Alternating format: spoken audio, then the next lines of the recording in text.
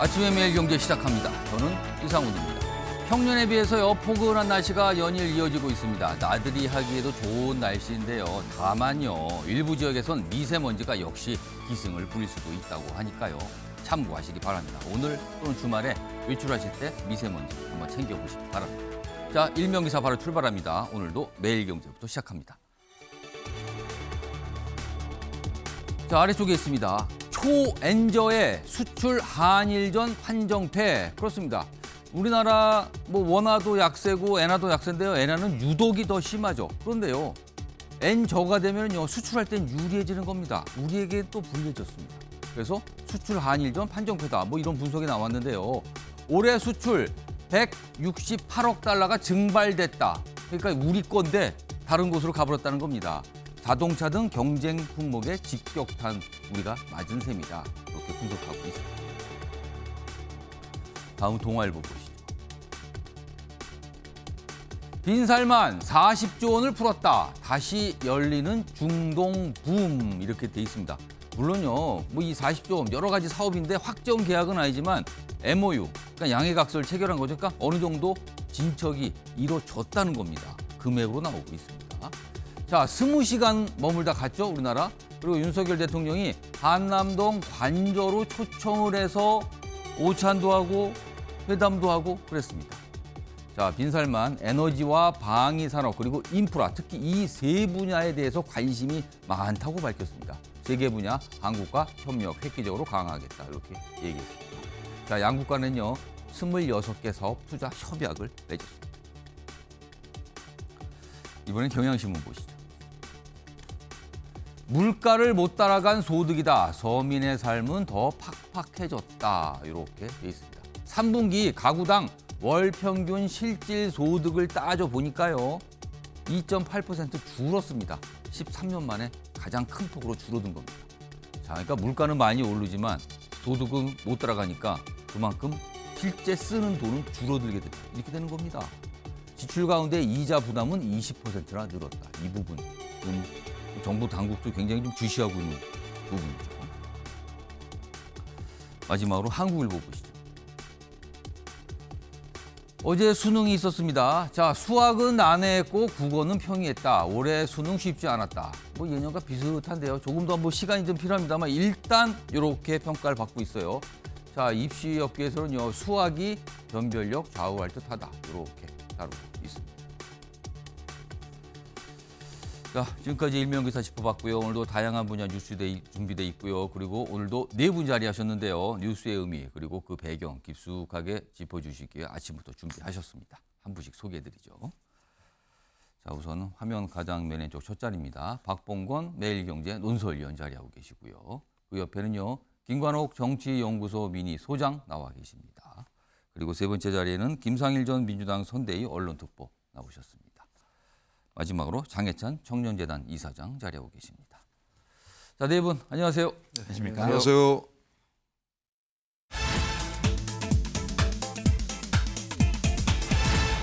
아침에 매일경제의 첫 번째 이슈 키워드로 확인해 보겠습니다. 이의 있습니다. 그러니까 뭔가 저는 생각이 다릅니다. 또는 그거는 왜 꼭 그렇게 해야 됩니까? 약간 문제 제기를 하는 거죠. 자, 이 키워드 어떤 기사에서 이런 키워드가 나온 걸까요? 확인해 보겠습니다.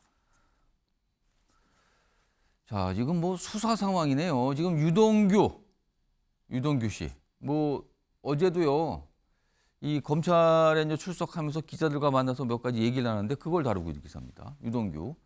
자, 정진상 집을 찾아가 돈을 전달했다. 그리고 얼마든지 대질하겠다. 얼마 전에 정진상 검찰 쪽에다 대질 요청을 했는데 검찰 쪽에서는 필요 없다. 좀 거절을 한 거죠. 근데 얼마든지 대질할 용이 있다. 이렇게 하면서 여러 가지 얘기를 꺼냅니다. 그러면서 이런 얘기를 해요. 여기 있습니다. 검찰에서 정진상이 집에 오라고 해서 배려해서 CCTV가 있을 것 같아서 엘리베이터를 안 타고 계단으로 올라갔다. 이런 얘기예요. 근데 이제 민주당은요, 지금 검찰이 지금 유동규의 진술 외에 증거가 없다. 오로지 진술로만 지금 뭔가 계속 수사를 진행하고 있는 거다. 이렇게 지금 반발하고 있습니다. 이런 가운데 오늘 정진상 영장 심사가 있습니다. 밤이면 아마 결과가 나오지 않을까 이렇게 싶기도 하네요. 이런 내용들입니다. 자, 그러면 이와 관련해서요. 민주당 내에서 나온 목소리 영상으로 담았습니다. 보시죠. 정진상 실장은 금품 수수를 포함한 혐의 일체를 일관되게 부인하고 있습니다. 명백하게 이해관계가 존재하는 유동규의 진술에 의존한 터무니없는 정치 수사, 조작 수사를 즉각 중단하기를 촉구합니다. 지금 저희들은 청명해주거나 한식해주거나 뭐 하는 그런 마음으로 하고 있어요. 그러니까 민주당에서 나오는 목소리, 이렇게 보면 이제 주류의 목소리인 거죠. 강하게 반발하고 있습니다. 이거 수사, 이거 뭔가 조작이다.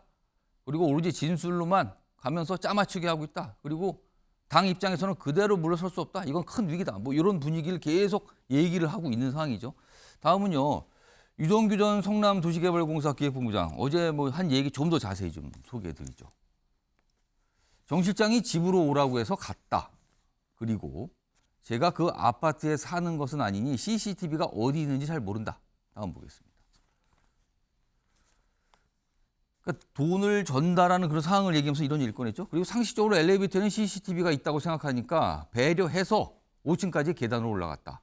그때는 형제들이니 보호해주고 싶었다. 그러나 지금은 이렇게 된 거죠. 생각이 달라진 거다. 이런 게 생략되어 있는 걸로 보입니다. 어제 이런 얘기를 꺼냈어요. 그래서 좀 주목을 받고 있죠. 일단 이게 뭐 수사 상황, 그리고 민주당의 반응, 그리고 유동규 전 본부장의 어제 뭐 설명, 진술, 뭐 이런 내용입니다. 다음 기사 하나 더 보죠. 자, 그런데요. 당에서는 조금씩 좀, 이거는 좀 아니지 않습니까? 라는 목소리가 아직은 소수입니다. 일각에서 나오는 거죠. 일개 당직자 비리에 당 대변인이 과민 대응을 하고 있다. 그러니까 지금 당에서 정진상 실장 관련해서 논평을 굉장히 많이 내고 있거든요. 근데 여기 보면 대표적으로 여기 박용진 의원이 있는데 입장문이 최근에 11건이나 됐다. 이겁니다, 지금. 굉장히 많이 내고 있다는 거죠. 그러니까 총력 대응이라는 표현이 나와요, 그래서요. 다음 화면을 좀 더 소개해드리죠. 당 대변인이 일개 당직자 개인 비리에 대해 과민하게 대응하고 있는데 이거 이견 있다. 이겁니다, 지금. 과민하고 있다. 다음 보겠습니다. 그리고 당 입 역할하는 대변인이 변호사 얘기를 전달하는 것은 사실관계 확인 충실하게 한 건지 아니면 단순히 누가 읽으라서 읽은 건지 잘 모르겠다. 그러니까 이 얘기의 뒤에 행간은 나중에 수사 상황, 재판 상황에 따라서 이거 뒷감당할 수 있습니까? 이런 걸 얘기를 꺼낸 것 같아요, 지금. 자, 이와 관련해서요, 최근에 뭐 비슷한 맥락의 얘기입니다. 민주당의 다른 의원도 한 얘기가 있거든요. 역시 들어보시죠. 당 지도부가 올인해서 이렇게 나서고 있는 모습은 아마도 국민들이 보기에도 뭔가 이상하다라고 하는 생각이 들지 않을까 싶습니다. 자, 민주당에 몸담고 계신 김상일 전 두 분께 질문을 좀 먼저 드려야 될 것 같아요. 일단, 그러니까 당이 이제 총력 대응을 하고 있는 상황이잖아요. 사실 네. 김용, 정진상. 네. 근데 이거에 대해서 당 자체가 좀 부담이다라는 목소리가 조금씩 나오는데 아직은 다수는 아니에요. 그렇지만 그렇죠. 네. 아니 당에서 논평 과도하게 내고 있고 대변인의 대응이 좀 과도하고 당이 너무나 거기에 매몰돼서 총력 대응하는 거 아니냐 이런 지적 그리고 사실 걱정의 목소리거든요. 이거 좀 분위기 어떻습니까 당에서는? 기본적으로 그 물증이나 이런 게 나오면 예. 뭐 대응이 이렇게까지 뭐 나오지는 않겠죠. 근데 지금은 물증보다는 범죄자 이미지로 유죄를 만들어 놓고 다른 어떤 진술이나 이런 걸 가지고 죄를 짜맞추게 하는 거 아니냐 이런 우려가 있는 거예요. 그러니까 민주당 내에서는 좀 그렇게 그렇죠. 이 그런 우려가 있는 상황을 거죠. 보고 있다는 겁니까? 네. 그렇기 때문에 그 이재명 당대표가 출마할 때부터 출마 자체를 우려했고 비판적이었던 사람들조차도 예. 현재는 적극적으로 목소리를 내기가 좀 어려운 것이죠. 예. 그런데 이런 겁니다. 그 검찰이 지금 쓰고 있는 전략에 지금 민주당이 이렇게까지 하는 게 전략에 예. 말리는 걸 수도 있어요. 말려들고 있는 거다 지금 검찰의 말려들고 있는 의도에. 걸 수도 있어요. 왜냐하면 최순실 우리 재판 때 예. 보시면 알겠지만 그 경제 공동체라는 개념을 만들어서 그걸로 였거든요. 그렇습니다. 근데 지금은 뭘로 지금 만드냐면 정치 공동체라는 걸로 지금 이 범죄를 구성하려고 지금 하는 최근에 것 같아요. 그 단어 표현이 알려졌죠. 그렇죠. 예. 그래서 정치 공동체로서 이재명 당대표에게 죄를 물으려고 하는 것 같은데 예. 자꾸 이렇게 전력 대응을 하면 국민들한테 정치 공동체가 맞구나라는 이미지를 줄 수도 있어요. 그 국민들이 인식하기에 이거 진짜 공동체 맞구나. 그렇죠. 이렇게 간다는 그렇게 겁니까? 되면 저는 검찰의 전략에 오히려 말리는 걸 수도 있다. 저는 이렇게 그러면 생각합니다. 민주당이 그렇게 말려든다는 걸 파악하고 있으면 다른 방법을 찾을 수 있는 거 그래서 아닙니까? 저는 조금 약간 좀 더 냉정하게 예. 시나리오를 좀 잘 짜서 그 시나리오별로 차분한 대응이 지금 필요한 때가 아닌가 저는 이런 생각하고요. 예. 검찰도 지금 국민들이 이게 정치 탄압이라고 보는 거, 정당한 수사라고 보는 게 거의 반반입니다. 아. 그러면 검찰이 이 정도까지 신뢰가 떨어진 수사를 하는 것도 예. 검찰도 좀 생각을 해봐야 돼요. 왜냐하면 검찰이 수사를 하면 당연히 이게 국가의 시스템이니까 국민들이 예. 다 믿어줘야 되잖아요. 정당한 수사를 하고 있다. 근데 거의 절반 가량은 이게 정당한 수사가 아닐 수 있어. 정치 예. 탄압이야라고 답을 하고 있는 부분. 예. 이거에 대해서 제가 방송에서 계속 얘기하지만 이렇게 짜맞추기식으로 몰아붙이기 이렇게 몰아치기 수사를 하는 것 예. 그리고 여야나 지금 현재 그 살아있는 권력과 관련된 수사는 거의 없는 것 예. 그리고 강도나 속도가 차이가 많이 나는 것 이런 부분은 검찰도 예. 돌아봐야 될 대목이라고 저는 생각합니다. 자, 박봉건 의원님. 그러니까 지금 뭐 여러 가지 민주당에서는 여러 가지 시각 진술만 의존한다. 그리고 다른 사안과 이게 공정한 수사 맞습니까? 왜 그쪽은 안 하고 여기만 팝니까? 약간 이런 시각이 민주당에 짙게 있거든요. 이런 상황에서 민주당이 지나치게 너무 깊숙이 지금 당 전체가 들어가고 있는 거다. 이런 지적이 민주당 밖에서 나오고 있고요. 이미 민주당 안에서도 조금씩 목소리가 좀 커지는 듯한 분위기입니다. 그리고 전달도 되고 있고요. 기사로. 어떻게 보십니까? 먼저 그 여론조사 말씀하셨는데 예. 제가 보는 여론조사 좀 다른 걸 좀 보신 것 같은데 아. 지금 이재명 대표하고 그 측근들에 예. 대한 그 수사에 대해서 이건 정당한 수사 법 집행이다라는 여론조사 결과가 과반을 넘은 걸로 나와 있었고 이게 정치 탄압, 뭐 정적 제거, 뭐 야당 탄압 예. 이런 거는 40%대지만은 이 정당한 수사라는 거는 50%를 넘어선 일단 여론조사 수사 결과가 쪽에서 나왔습니다. 맞다라고 보는 쪽이 절반은 넘는다. 이 그렇죠, 부분을 좀 그렇죠. 강조하시는 거군요. 예. 일단 그런 거고 그 좀 동의할 부분이 예. 그 무리한 어때 보면은 당이 개인적 비리와 민주당하고 대장동하고 상관이 없죠 기본적으로 그리고 그 이재명 대표와 그 측근들에 대한 수사는 어떻게 보면은 민주당과는 그 당 정책이랄지 상관이 없는 부분이 많습니다. 그런데 지금 당 대변이랄지 당에서 당 차원에서 대응하는 거에 대해서 예. 박영주 의원도 이야기했지만은 내부에서 아니 얼굴도 모르는 사람들 왜 우리 당에서 대응을 해야 되느냐라는 불만이 나올 수밖에 없고 이 예. 부분에 대해서는 그래서 이 어떻게 보면 그 당 자체의 그 리스크 이 이재명 대표와 측근의 사법 리스크에 이 블랙홀에 당 스스로 빨려 들어가는 그런 지금 실수를 하고 있지 않나 싶고요. 그리고 지금 그 당에서 뭐 대변인도 그렇지만 이야기하는 게 그 진술 이외에는 증거가 없다라고 예. 이야기하는데 요즘 영장에다 다 구구절 다 적지 않습니다. 다 적어 놓으면은 상대방에서 그걸 보고서 미리 대응을 하기 때문에 영장은 드라이하게 적고요. 그리고 저 이 나와서 누누이 이야기했지만은 예. 이런 제1야당의 대표와 그 측근을 기소하고 체포하고 수사하는 거는 이게 검찰이 제정신 일하면 아무런 근거도 없이 조작을 해서 한다는 거는 말이 안 되는 거죠. 이 사안 자체가 검찰로서도 굉장한 부담을 갖는 수사일 거라는 거죠. 그러면은. 맞습니다. 예. 그래서 충분한 법적 논리와 그리고 아마도 이제 공판을 할 때 법원에 예. 넘어가 재판할 때 결정적 물증은 아마 지고 있을 겁니다. 이런 자신감 없이는 이런 식의 수사를 할 수가 없겠죠. 그러니까 지금 상황인데 만약에 물증이 없거나 별다른 물증이 안 된다면 검찰도 감당할 수 있는가 그렇게 들리기도 하네요. 그렇습니다. 그리고 지금 이 물증도 있겠지만 이제 그 예. 정진상 실장에 대해서 오늘 밤늦게나 구속 여부가 결정되겠지만은 예. 그 김용 민주연구 부원장 때도 마찬가지입니다. 그때도 법원에서 인용했던 게 그 발부하면서 인용했던 게 뭐냐면은 예. 증거 인멸 위험이었었거든요. 근데 정진상 실장 같은 경우도 김용 부원장 같은 경우도 민주당에서 그 비상 의원총회니까 여러 가지 국정 감사하다가 갑자기 중단을 끊고 와서 당사에 와서 셔터 내리고 그 첫날 압수수색할 때 방해했지 않습니까? 예. 물론 닷새 뒤에 다시 예. 가서 그 압수수색 영장을 집행하긴 했지만은 이런 부분이 불리하게 작용하는 거죠. 정진상 실장 같은 경우도 10시간 동안 영장 집행을 방해했지 않습니까? 예. 이런 부분이 그 법원에서 판단할 아. 때 증거 인멸 요소가 있다고 볼 수 있기 때문에 예. 오늘 밤에 그 불리하게 작용할 수도 있다 그런 생각이 좀 듭니다. 그러니까 정진상 실장의 구속 또는 기각 여기에 따라서 또 이제 여러 가지 이제 갈래가 나올 거예요. 아마 방향이 좀 달라지거나 잡히거나 뭐 어떻게 되겠죠 지금 상황에서요.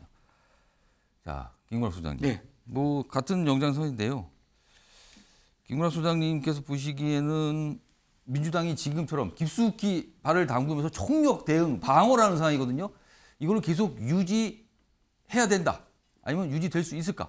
아니면 지금은 돌릴 수도 없다. 어떻게 그렇죠. 할 판단하십니까? 수밖에 없죠. 되돌아갈 수도 없고 지금 당 대표의 사안이거든요. 예. 그러니까 총력을 다할 수밖에 없는 것이지 여기서 이게 개인 사안이다라고 방치할 수는 없는 겁니다. 그러니까 만약에 이제 정진상 씨가 구속이 되고 이것이 연결이 된다 그러면 당 대표에게도 뭐 체포 동의안이라든가 이런 것들이 오고 이거는 뭐 헌정사상 아마 제1야당이 아니라 다수당이거든요. 예. 다수당의 당대표가 체포동의안을 받는 건 처음일 거예요. 민주당 인사분들과 좀 연락도 아주 가깝게 지내시는데 혹시 민주당 인사분들은 그런 말씀 혹시 하시나요? 이거 결국에는 이재명 대표에 대한 소환 또는 그 이상 이것까지 가는 걸로 지금 생각하십니까? 뭐 검찰은 그렇게 하고 싶겠죠. 그리고 예. 그런 과정을 거쳐가는 것 같은데 예. 아마 저는 거기까지 가지 못할 것 아닌가라는 생각을 하는데요. 지금 예. 사실은 어떻게 보면 검찰의 시간이거든요. 그러니까 검찰이 수사한 결과를 갖고서 지금 구속을 시켜달라 그러면서 예. 검찰의 얘기들을 쭉 푸는데 지금 이 이슈는 검찰이 주도하고 있는 그렇죠. 거예요. 그런데 여기에 많은 국민들이 맞아 이게 구속될 만해라고 생각할 어떤 명확한 명징한 증거들이 지금 제시가 되고 있느냐라고 한다 그러면 그렇진 않거든요. 거의 대부분이 유동규 씨의 진술 그리고 유동규 씨의 진술 자체가 또 오락가락해요. 그러니까 어제도 오늘 뭐 이제 언론에 나온 것 중에 하나가 예. 본인이 이제 증거인멸 교사를 계속해서 부인하다가 예. 또 인정을 합니다. 예. 이게 이제 재판부에서 나온 얘기예요.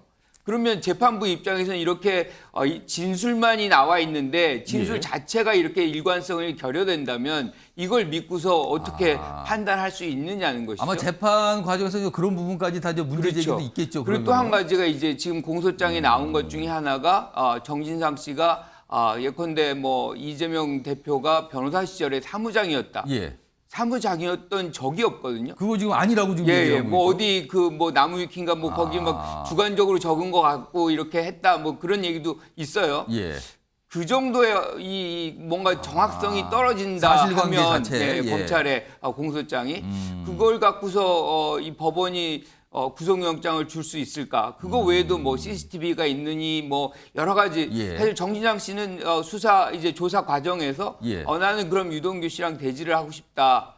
근데 그거를 거부한 거는 또 검찰이거든요. 그렇죠. 검찰에서 불허를 했죠. 그렇죠. 그거를. 뭐 이런 것들은 사실 법원 판단에 상당히 어떻게 보면 신뢰성을 떨어뜨리는 그런 예, 거거든요. 예. 다 해보고 나서도 이게 맞다라고 얘기를 할 때 검찰의 손을 들어주는 것이지 이것들을 거의 뭐 안 한 상태에서 지금 구속영장 해달라 그러면 해줄까 하는 생각이 있어요. 뭐 그런 차원에서는 저는 오히려 기각의 가능성도 있다 이렇게 봅니다. 자, 오늘 밤 굉장히 중요한 거죠. 정치적으로 상당히 중요한 어떤 법원의 판단이 있을 것 같습니다. 늦어지면 또 날을 넘기기도 하죠. 새벽에 나오기도 하고요. 기다려 보도록 하고요.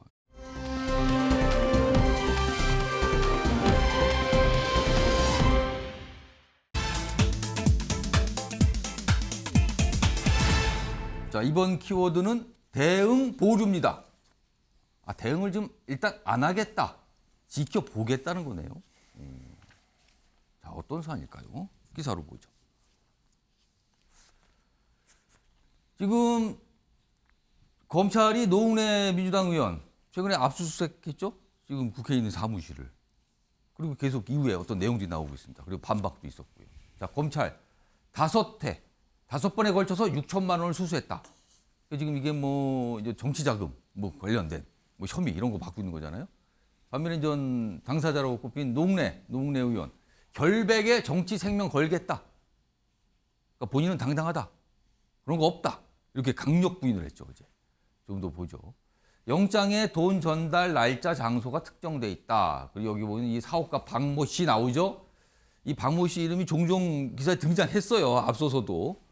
자, 부인 통해서 뭐 돈을 전달했다. 뭐 이런 내용이 뭐 영장에 있다 그러고요. 그런데 이거에 대해서 노웅래 의원은 철저히 기획된 야당 탄압 계획. 그러니까 이 주장 보니까 앞서서 김용 부원장, 그다음에 정진상 실장 관련 있을 때 주장했던 민주당의 반응과 비슷해요. 그러니까 노웅래 의원은 이렇게 주장하죠. 이거 기획이다, 탄압이다 이렇게 주장합니다. 근데 이제 여당에서는 지켜보면서 이거 혹시 친문 게이트로 비유하는 것 같은데요. 왜냐하면 이게 태양광 무슨 뭐 이런 신재생에너지 뭐 이런 게 등장하거든요. 여기에 지금 그러니까 친문 게이트로 비유하는 중 이렇게 또 반응을 좀 나타냈습니다. 이게 첫 번째 기사고요. 다음 기사 하나 더 있습니다. 이거는 수사상을 조금 더 소개하고 있죠. 노웅래 5차례에 걸쳐서 6천만 원 받았는데 압수수색 당시에 집에서 현금으로 수억이 발견됐다. 그러니까 요 돈이 무엇인가? 이게 또 쟁점으로 떠오른 거죠. 여기 뭐 구체적인 내용들이 이렇게 나와 있어요. 뭐 고맙다라는 카톡 답장도 있었다. 이렇게 전해지고 있다는 거고요. 자택 압수수색 때 현금 뭉치가 나왔는데 이거에 대해서 노웅래 의원 측에서는요. 출판의 모금액 등 당시에 모였던 돈을 갖고 있었던 것뿐이다. 보관 중이었던 뿐이다. 전혀 상관없다. 이렇게 얘기를 하는 거죠. 어제도요. 이게 처음에 집에서 뭐 얼마가 발견됐다는데 액수가 지금 최종적으로 이게 보도된 거는 수억으로 이렇게 전해지고 있습니다. 자, 이 사안과 관련해서 어제 노웅래 의원 기자회견을 통해서 본인의 입장을 냈고요. 그리고 이 사안과 관련해서 요즘 예산철인데 장관들이 연일 국회에 있거든요. 한동훈 법무장관이 관련 질문을 받고 한 얘기도 있습니다. 들어보시죠. 모든 것이 검찰의 억지 짜맞추기식 수사에 불과합니다. 단언컨대 윤석열 정부와 한동훈 검찰은 저를 시작으로 해서 수많은 야당 의원들을 태양광과 탈원전 등으로 엮을 것이고 결국 그 칼날의 끝은 결국 문재인 대통령과 이재명 대표로 향하게 될 것입니다. 정치인이 업자로부터 뒷돈 받은 범죄를 수사하는 것을 막는 것이 검찰 개혁이다라는 것은 국민을 속이는 거라고 생각합니다. 물론 한동훈 법무장관이 검찰은 아니죠. 지금 법무장관이지만 어떻게 보면 그쪽 수사하는 쪽의 생각을 좀 나타낸다고 할 수 있죠. 그래서 약간 대립되는 말들이 좀 있었습니다. 다음 기사 보죠. 자, 이재명 대표의 측근 그리고 노웅래 그리고 이어서 수십 명 내사설이 돌고 있습니다. 정치권에서. 그러니까 민주당 의원들 검찰에서 계속 들여다보고 있다. 뭐 이런 설이죠. 소문이죠. 그래서 민주당 이거 당 주기이다. 이렇게 당혹하면서 반응을 보였다는 거예요. 그래서 뭐 이런 목소리 나오죠. 지금 의원 전체에 대해서 검찰의 압박이 시작된 거다. 예상했는데 역시다. 뭐 이런 반응들이 있어요. 근데 이런 가운데요. 어제 노웅래 의원도 사실은 어떤 정치자금, 돈과 관련된 어떤 검찰 수사거든요. 그런데 앞서서 봤던 김용 그리고 정진상과는 달리 지금 당 차원 지도부에서는 대응 보류를 했어요. 약간 신중한 입장을 보이거든요. 그러니까 뭐가 결이 다르다는 거예요. 자, 그 결이 다른 모습은요. 다음 화면으로 좀 소개해드리죠. 자, 여기 보시면요. 뭐 여기 지금 뭐 앞서서 다뤘죠. 총력 대응이다 지금 민주당이 정진상 이 실장 관련해서는. 근데 어제 노웅래 의원이 본인의 입장 어떻게 보면 소명하는 자리잖아요. 기자들 앞에서. 근데 거기에는 동행한 의원이 없었어요. 통상 이런 경우는 많은 동행한 의원들이 같이 이렇게 나타나거든요. 그래서 힘을 실어준다 이런 의미를 주는데 의원 0명 그리고 이와 관련해서 논평도요. 지금 며칠 지났는데 딱 하나 나왔어요. 하나. 앞서서는 정진상 실장 관련해서는 뭐 10개 이상 훌쩍 넘어서 나왔는데 딱 하나. 노웅래 의원이요. 지금 4선 중진이잖아요. 그리고 민주연구원장 최근까지 했었습니다. 당에서 굉장히 묵직한 의원이거든요. 근데 좀 반응은 조금 다르다는 거죠. 자, 이와 관련해서 어제 민주당에서 내놓은 뭐 논평일까요? 입장이 좀 있었습니다. 들어보시죠. 이재명 대표를 주변에 있는 김용과 정진상에 대한 수사는 무리한 조작 수사다라고 하는 강한 우리가 확신을 가지고서 대응을 하고 있는 부분이고요. 노웅래 의원은 뭐 갑자기 어젯밤 오늘 드러난 현상이기 때문에 완전히 정치 탄압이다 이렇게 100% 결론을 내리기에는 아직 좀 이른 감은 있지만 노웅래 의원님과 관련된 부분은 오늘 기자회견에 사실은 본문이 아니기 때문에 뭐 이 정도 말씀을 드리고요. 좀 다르죠? 사뭇? 장혜찬 이사장 어떻게 보셨습니까? 아우, 노웅래 의원 그래도 4선을 냈는데 되게 서운할 것 같아요. 민주연구원장 최근까지 민주연구원장 예, 하셨어요. 제가 노웅래 의원을 비유할 생각이 결코 없습니다만 예. 최고위원이라는 박찬대 의원이 나와서 노웅래 의원 수사 정치 탄압 아직 모르겠다라는 말을 하고 반면 질문 또 받았는데도 예. 다음에 지금 아니다. 정진환 실장이나 김용 부원장 관련해서는 이건 정치 탄압이다 100% 강하게 확신한다라고 하고 민주당에서는 국회의원 4번 하는 것보다 이재명 대표 최측근인 게 훨씬 더 중한가 봅니다. 최근의 분위기를 보게 되면. 근데 더군다나 지금 노웅래 의원 같은 경우는 압수수색 영장이 발부가 되었죠. 예. 물론 이해 안 되는 구석이 참 많이 있습니다. 일단 그 사업가 일면식도 없다는 노웅래 의원 주장과 다르게 그 사업가는 서울신문과의 통화에서 내가 6천만 원 아니고 2천만 원 준 건 맞다. 아내 통화하지 않고 직접 만나서 줬다고 인정을 했거든요. 물론 이게 뇌물이 아니라 뭐 정치 후원금이라고 했습니다만 예. 일단 여기서부터 완전히 해명이 뒤집히게 돼 있어요. 그리고 집에 수억이 있는 것도 국민 상식으로 예. 납득하기 힘들고요. 현금 수억을 집에 쌓아두고 사는 사람이 누가 있습니까?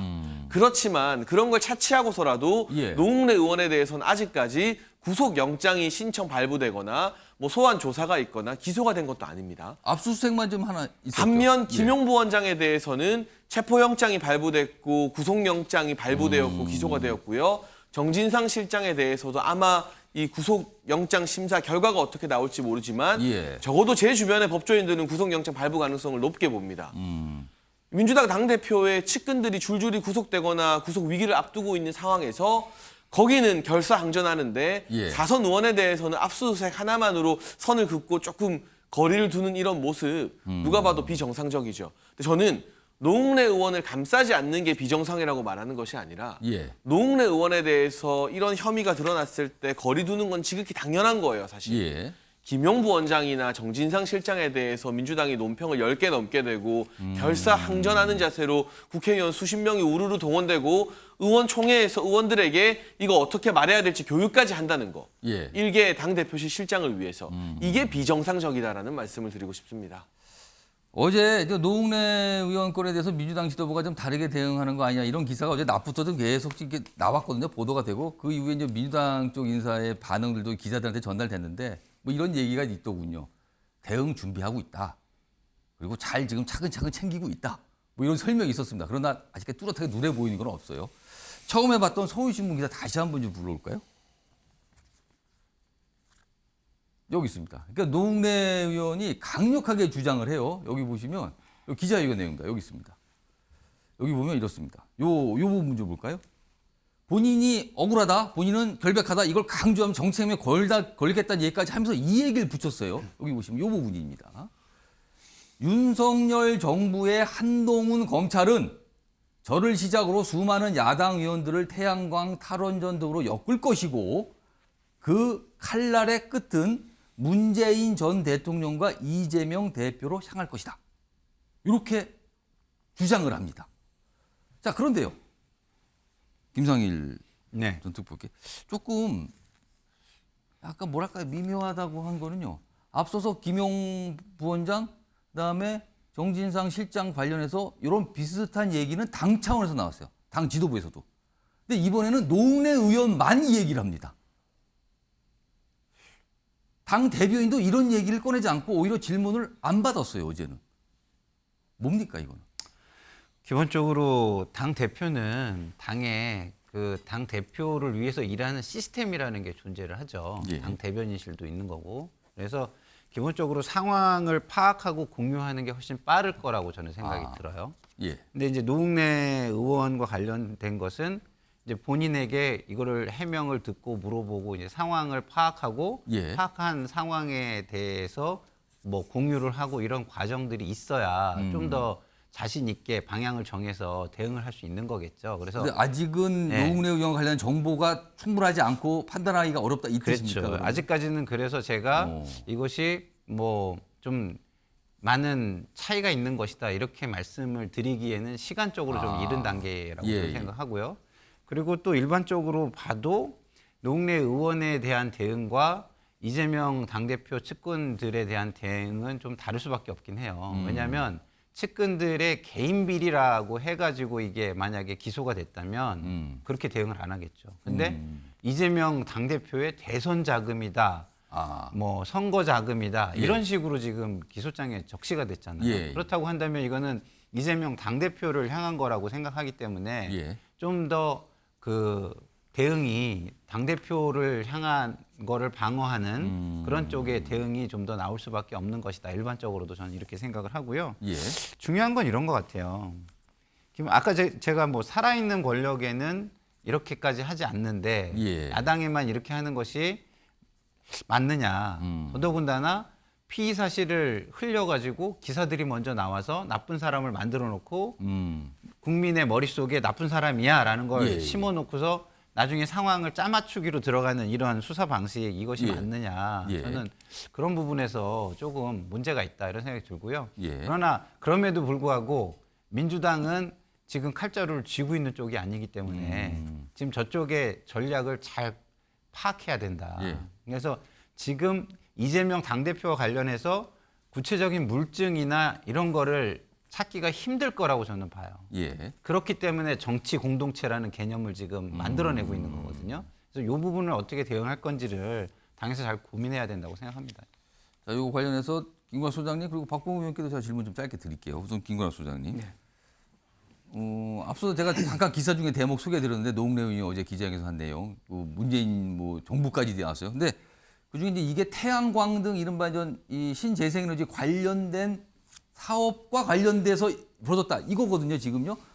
근데 사실 문재인 정부 태양광 사업 이런 거 굉장히 공을 들였던 뭐 이런 건데 글쎄요 문재인 정부 쪽 인사 그리고 민주당의 다수 인사로서는 굉장히 민감하게 반응을 할 만한 사안일 것 같기도 한데요.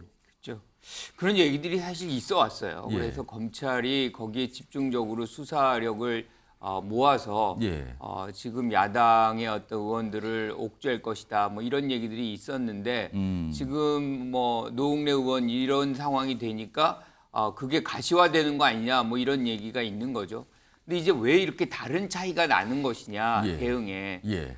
예컨대 만약에 김관학 소장님께도 보시기에도 좀 차이가 있습니까 그러니까 지금? 김용 씨나 예. 정진상 씨 압수수색했잖아요. 예. 거기에 이 정도 뭔가가 나왔다라고 하면 벌써 난리가 났죠.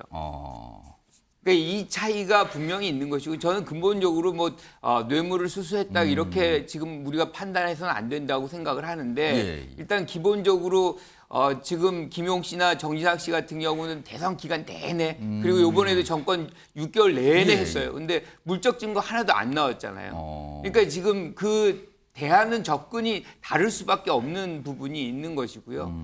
지금 이 노웅래 의원 같은 경우는 예. 사실 엊그제 얘기 나온 거예요. 바로 예.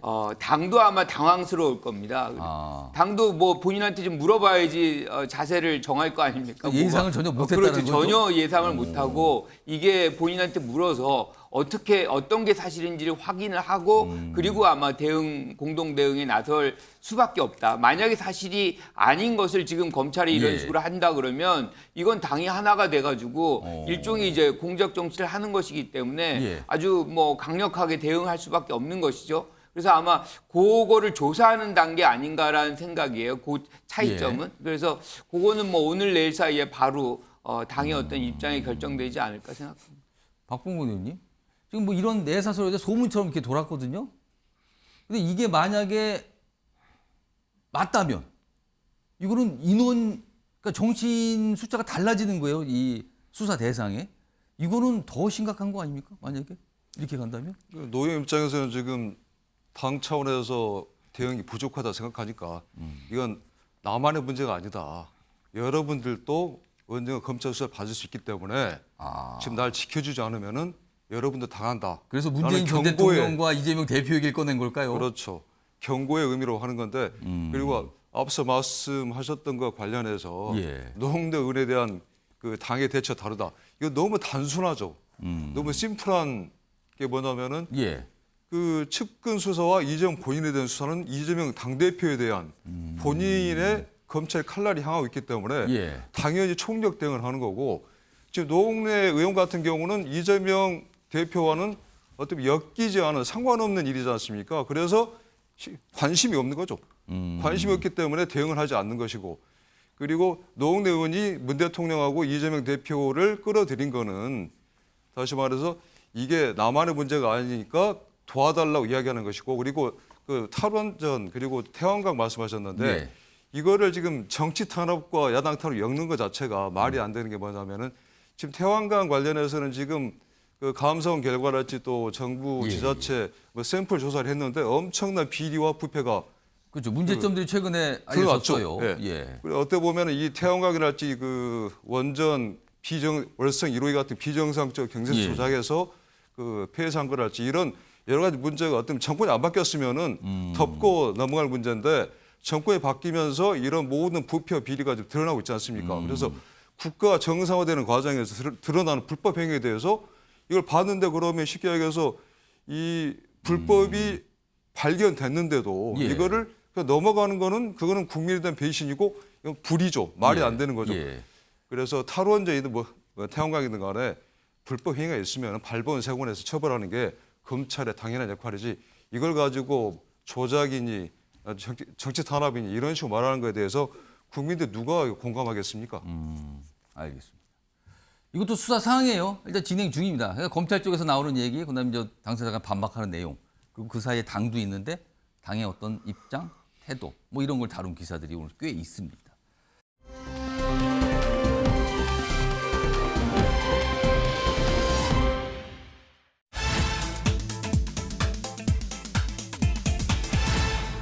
빈살만과 엑스포. 빈살만. 뭐 정확하게 이름은 그거죠. 모하메드 빈 살만 뭐 이렇게 되는데 우리나라 한 20시간 머물고 떠났죠. 근데 엑스포 얘기가 같이 나와 있습니다. 자, 기사로 좀 확인해 보겠습니다. 어제 상황 오늘 기사 참 많이 다루고 있어요. 빈 살만 윤석열 대통령과 관저에서 만났죠. 첫 외빈, 관저를 방문한 첫 외빈이 된 거예요. 관저가 이사 간 지 얼마 안 됐거든요. 그리고 한국과 협력 획기적으로 강화하겠다 뭐 이런 얘기를 꺼냈습니다. 여기 보면 좀 더 소개되어 있습니다. 어제 이 회담 오찬에 대해서. 한남동의 대통령 관저에서 150분간, 그러니까 다자 40분, 단독 40분, 뭐 오찬 등등 따지면 150분이에요. 꽤 긴 시간을 만난 거죠. 회담과 오찬을 했다. 그리고 윤 대통령은 양국 관계에 도약할 적기다. 그리고 오찬에 나온 한식 메뉴가 있었는데 이거는 할랄 방식으로, 이거는 이 이슬람 방식으로 하는 거죠. 약간 고기를 마련할 때 할랄 방식으로 조리한 한식이 나왔다. 배려를 굉장히 했다는 뜻이 됩니다. 이렇게. 자, 그럼요. 이와 관련해서 어제 관저의 모습 영상으로 담았습니다. 보시죠. 환영합니다.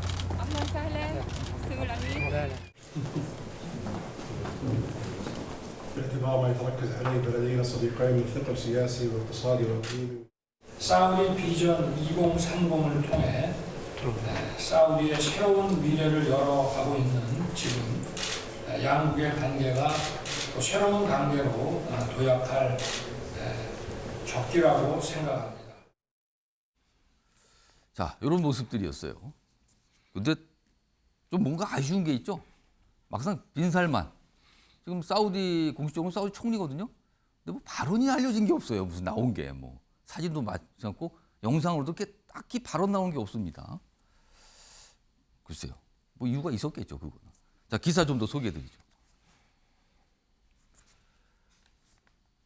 미스터 에브리싱과 만남, 버선발로 달려온 재계 총수들. 그러니까 버선발로 달린다는 거와 재계 총수는 안 맞는다는 거죠. 근데 누가 아쉽냐 이거죠, 지금. 이걸 뭐 꼭 갑을 관계는 아니지만 아쉬운 게 누구냐? 버선발로 뛰는 사람이 아쉬운 거죠, 지금. 그겁니다. 여기 보시면 이재용, 최태원, 정의선 회장 등등등 롯데 호텔을 어제 오후에 찾아가서 2시간 차담회를 가졌습니다. 차담회. 그리고 이 차담회 하기 전에 코로나 검사 다 받고 올라갔다고 합니다. 그 방으로. 그러니까 오세요 하니까 기꺼이. 그리고 여기 뭐 이 각 재계 회장 이름이 있는데 뭐 일부는 재판 날짜인데 재판도 불수속한다고 하고 그리고 해외 출장 갔다가 바로 오신 분도 있고 그런 겁니다, 지금. 딱 아주 전형적으로 보여주죠. 지금 어떤 상황이었는지를. 다음은 화면으로 사진 좀 소개해드리죠.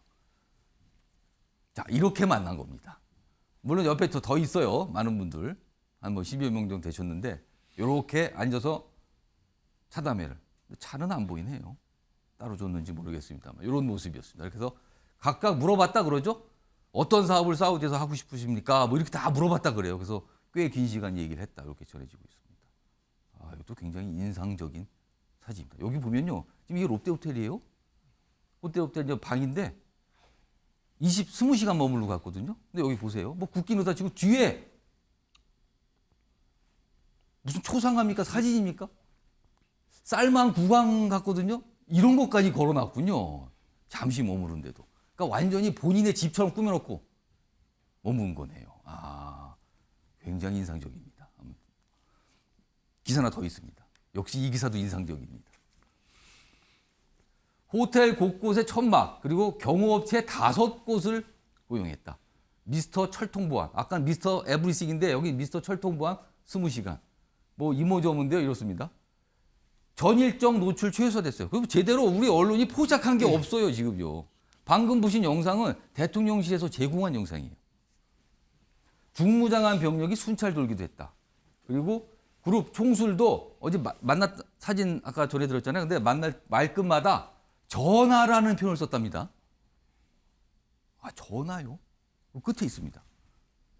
여기 보면 그러니까 무슨 얘기를 하고 질문도 하고 답변할 거 아닙니까? 그럴 때 빈살만 왕세자에게 말을 전할 때마다 끝에 전화인데 그게 영어로는 여기 있습니다. 제가 좀 읽어드리겠습니다. 영어로 Yes 하고 Your Royal Highness. 아, 전화 맞네요. 우리말로 번역하면 전화입니다. 이걸 말끝마다 붙였다고 합니다. 아, 이런 모습이 있었습니다. 자, 박봉건 의원님. 그러니까 우리가 환대를 굉장히 강하게 한 겁니까? 좀 어떻게 보십니까? 우리 언론들이 보도 내용 보니까 어떻게 보면 한마디만 해서 환대를 굉장히 세게 했다.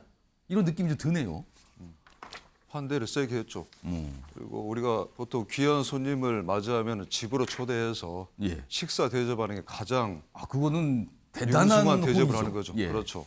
친근감도 과시하면서 그래서 한남동 관저 지금 입주한 이후에 첫 예. 외빈이 빈살만이었었고 이렇게 극진하게 대접할 수밖에 없는 게 우리에게 엄청난 기회, 엄청난 큰 돈을 벌 수 있는 기회를 줄 수 있는 사람이잖아요. 지금 사우디 북서부 지방의 네움시티라는 게 이게 상상이 안 가는 규모죠. 예. 서울시의 44배 규모에 예. 그러니까 서울에서 강릉까지 170km 되는 그런 그 북서부 해안 연안에다가 우리 롯데타워가 555m인데 예. 500m 이상 건물을 빼곡하게 짓겠다는 거 아닙니까?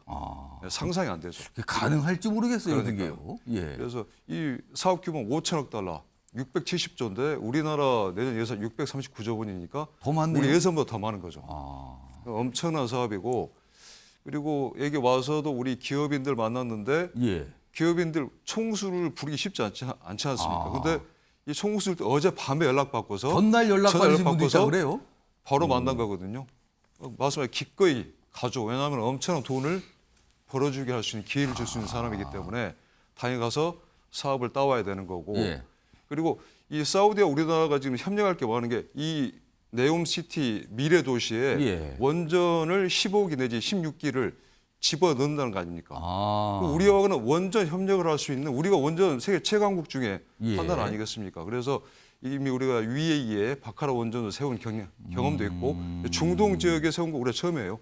지금도 잘 돌아가고 있고 여기다가 방위 산업 같은 경우도 지금 사우디에서 오라는 게 원전도 있지만은 그 무기 수출 단순한 무기 수출이 아니라 무기를 제조할 수 있는 능력을 기술 이전 받아가지고 현지에서 제작을 해서 사우디가 스스로 그렇죠. 만들고 싶다는 거네요. 그렇죠. 그러면은. 그런 수요도 있기 때문에 우리하고 어떻게 보면은 합이 잘 맞습니다. 원전, 방위 산업 이런 부분에서 그래서 이런 융숭한 대접을 했던 걸로 보입니다.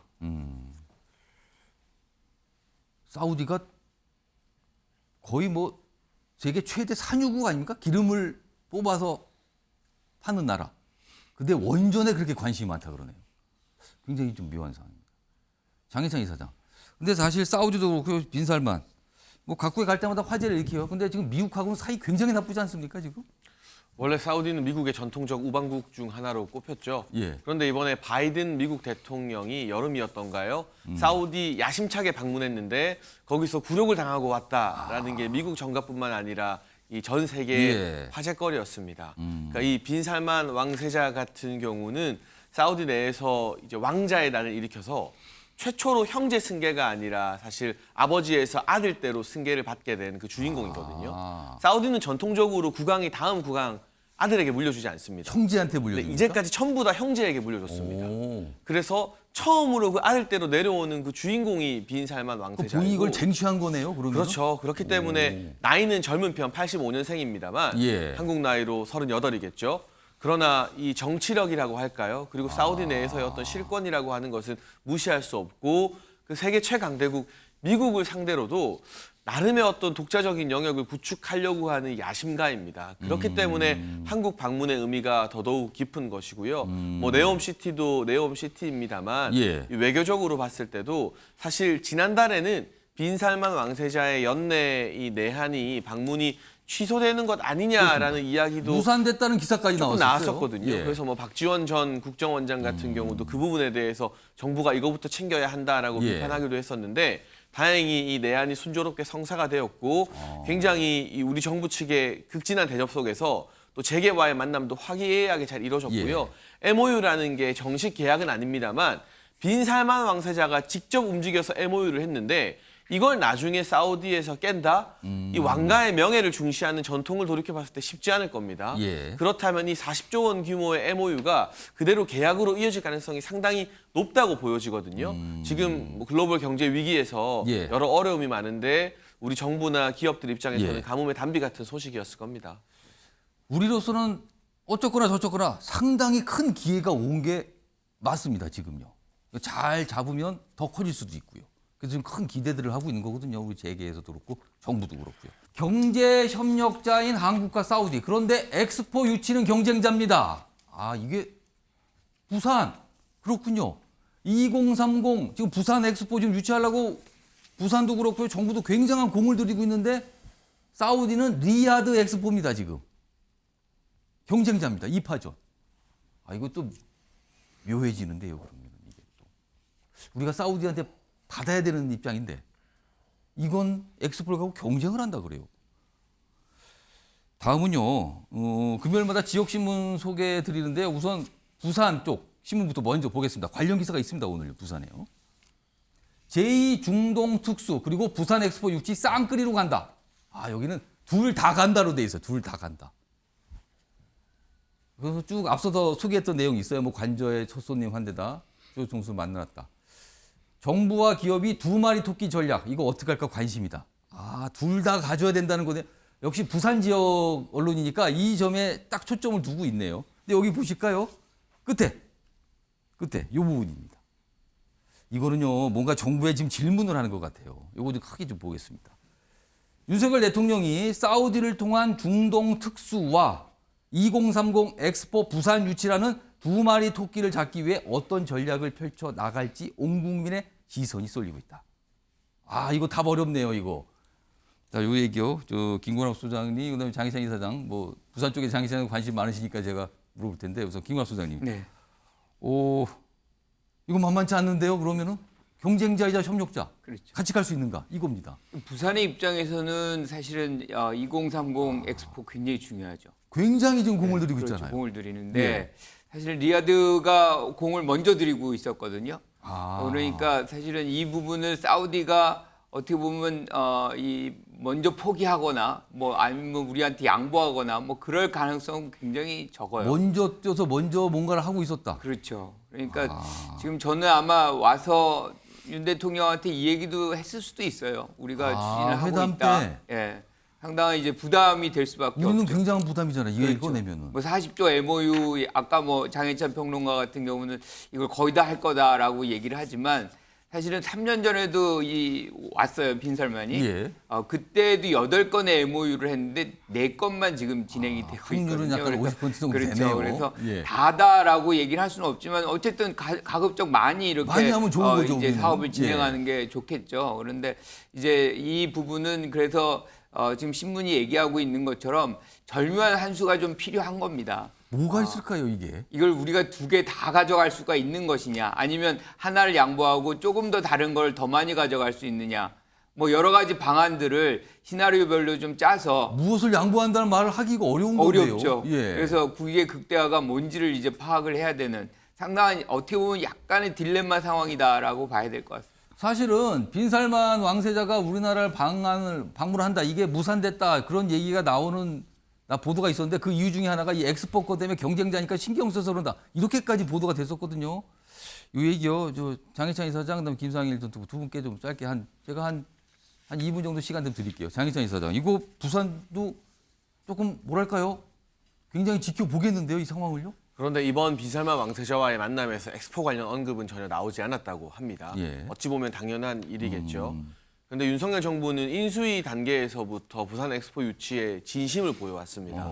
그리고 대통령실에 부산 엑스포 유치를 위한 별도의 이 비서관실에 해당하는 기구가 있을 그렇습니다. 정도로 담당자도 있어요, 지금. 지금 장성민 미래기획관이 그 일을 하고 있는 것으로 예. 알고 있는데 그렇게 공을 많이 들이고 있고요. 이번에 빈살만 왕세자와 만난 재계 총수들 중에서 뭐 최태원 SK 회장 같은 경우는 부산 엑스포 유치 민간위원장으로 활동하고 있고, 그러네요. 최근에 대한상공회의소 같은 경우는 부산 엑스포 유치 활동을 돕기 위해서 기업에게 한 300억 정도의 어떤 추가적인 출연금이 필요하다라는 공지를 했다고 해서 또 기사가 나기도 예. 했는데, 그만큼 정부와 이 민간 재계에서 공동으로 엑스포 유치에 열을 올리고 있죠. 저는 이 부분 투트랙으로 가는 게 사우디와의 투자권에 있어서 별다른 이 변수가 되거나 사우디가 뭐 엑스포 관련해서 자신들이 유리한 뭔가를 요구하면서 이 비즈니스 협약을 맺었을 거라고는 생각하지 이건 않아요. 그거고 이건 이거고. 네네. 그리고 이 무엇보다 국제사회 여론이 굉장히 중요한데 예. 이렇게 공평하게 진행돼야 될 어떤 국제 박람회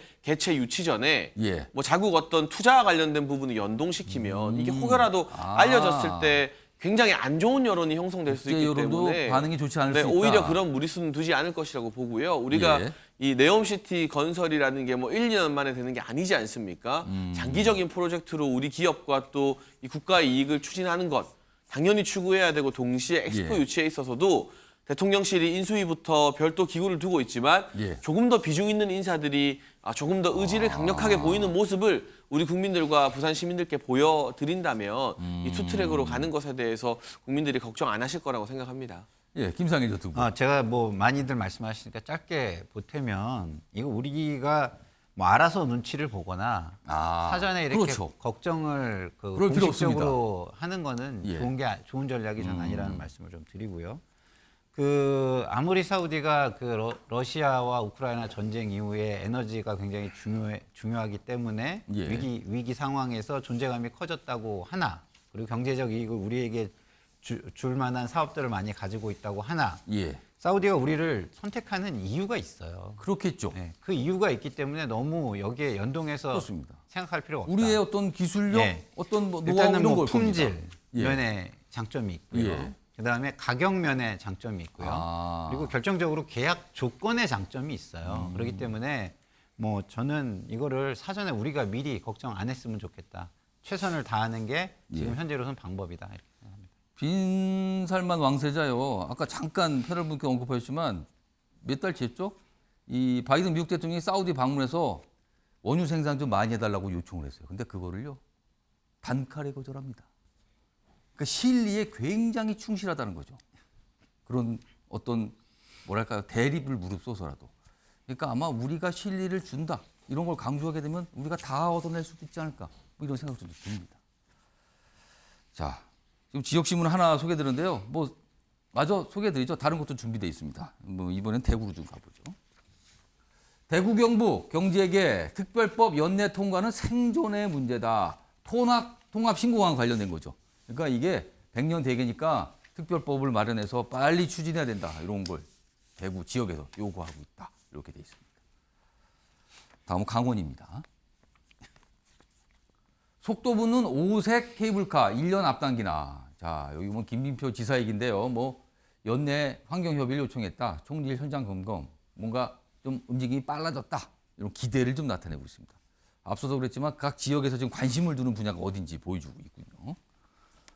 다음은 광주입니다. 아래쪽에 있습니다.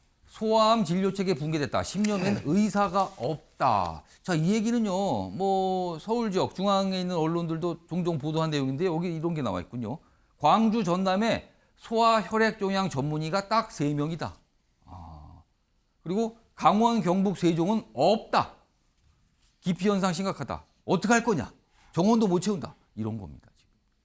이거는 꼭 이쪽 광주 지역만의 문제가 아니라 이건 전국적인 공통 현상입니다. 지금요.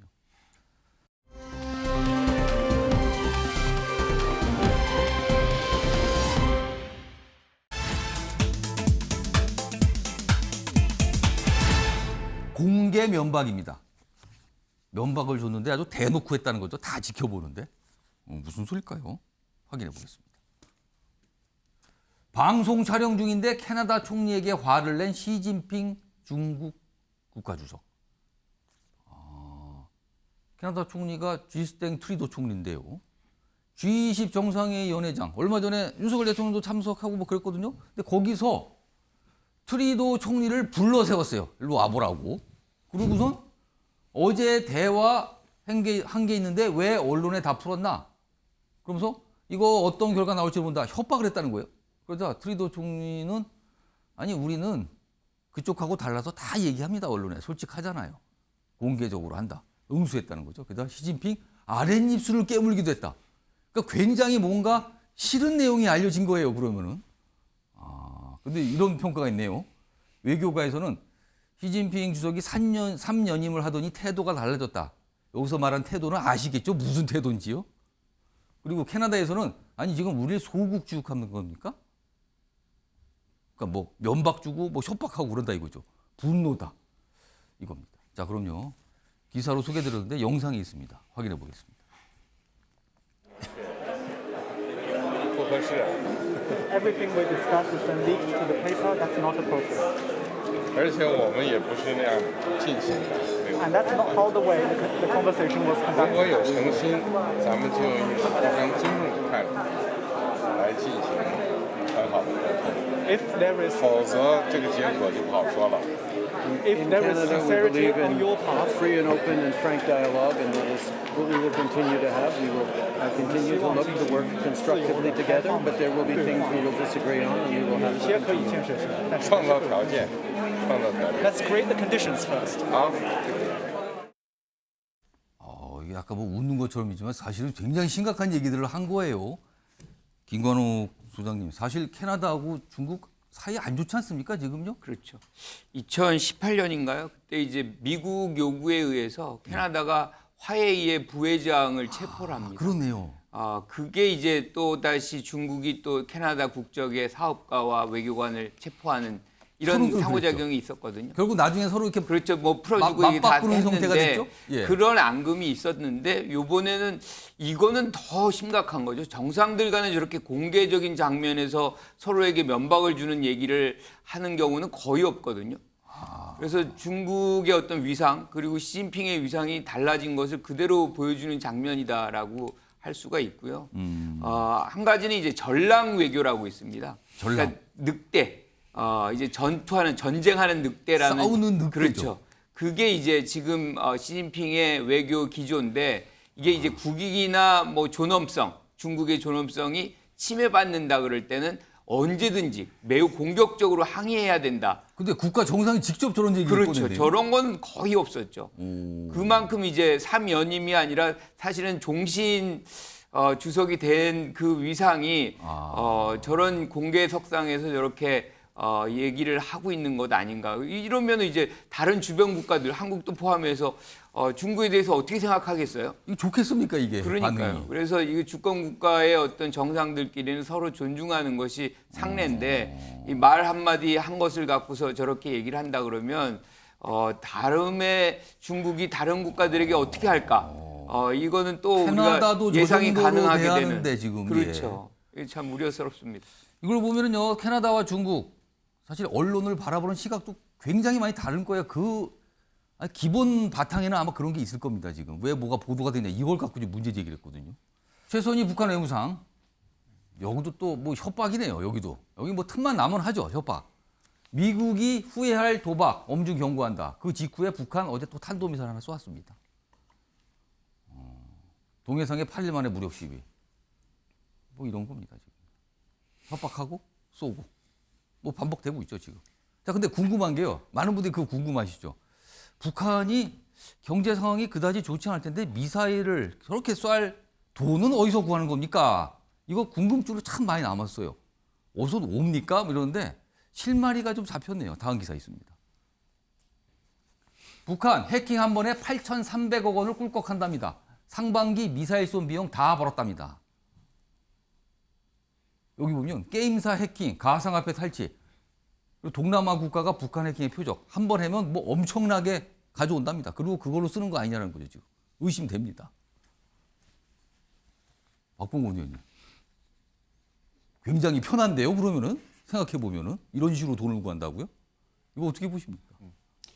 이게 뭐 범죄 조직이나 다름없는 북한 정권의 민낯을 보여준 건데 이게 뭐 하루 이틀 일이 아니죠. 과거에 이런 불법적인 수단으로 돈을 외화를 벌어오는 이게 국가적 사업으로 진행이 됐습니다. 옛날에는 마약 거래를 할지 달러 위제주 피해로 해서 외화벌이를 한다 할지 이게 이제 현대에 와서 지금 북한이 국가적으로 해킹 부대를 만들어 가지고 가상화폐를 해킹해서 탈취하고 해서 하고 뭐 지난 한 해 동안 뭐 1조 3천억 정도를 해킹했다는 그런 언론 보도도 제가 본 적이 있는데 이게 단순하게 그 가상화폐 해킹이 끝나는 게 아니라 이 돈 자체가 미사일 핵 개발 자금으로 이용된다는 거 아니겠습니까? 그러니까 어디다 쓰려고 해킹을 한 거 아니에요? 그렇죠.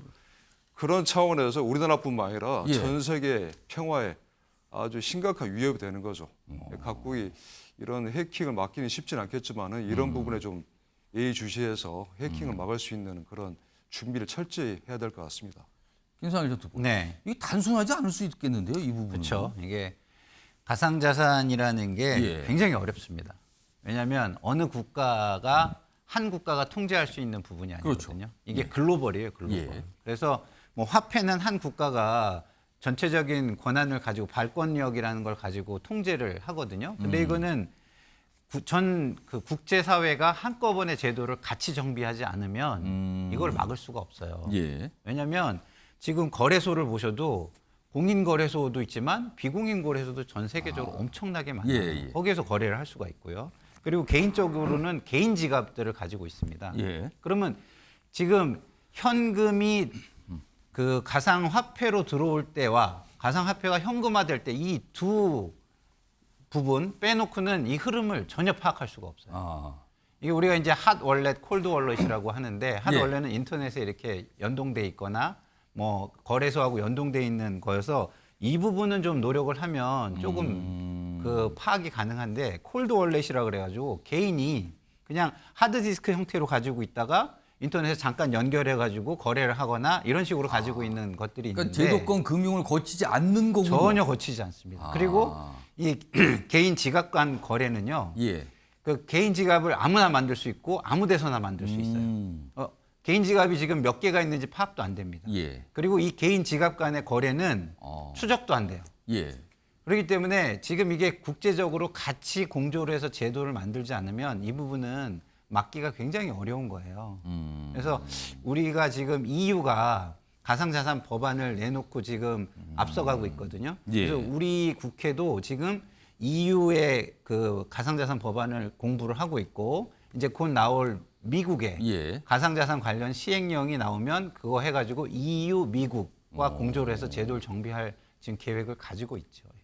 지금 북한에 대해서 여러 가지 규제하는데 돈 들어가는 거 다 규제하거든요. 근데 이렇게 구멍이 나도 크게 난 거네요, 지금요. 이런 식으로 해킹해서 쓰고 있는 걸로 보인다. 그리고 탄도미사일을 계속 쏘는데 그 돈은 어디서 나오는지 의심스럽다. 이겁니다, 지금요.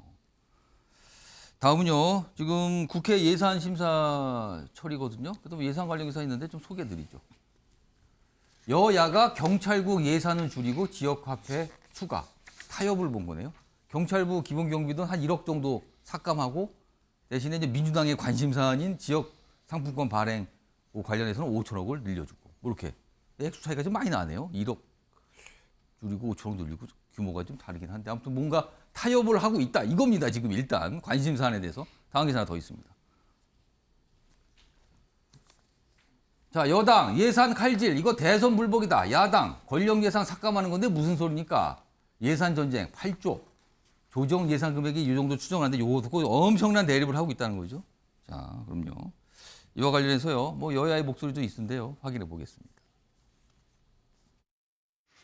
수정안은 본부 인건비 감액 규모를 1억 원으로 조정하고 지역사랑 상품권 정액 규모를 5천억 원으로 조정하는 등의 내용으로 예산 칼질을 통한 대선 불복이 도를 넘고 있습니다.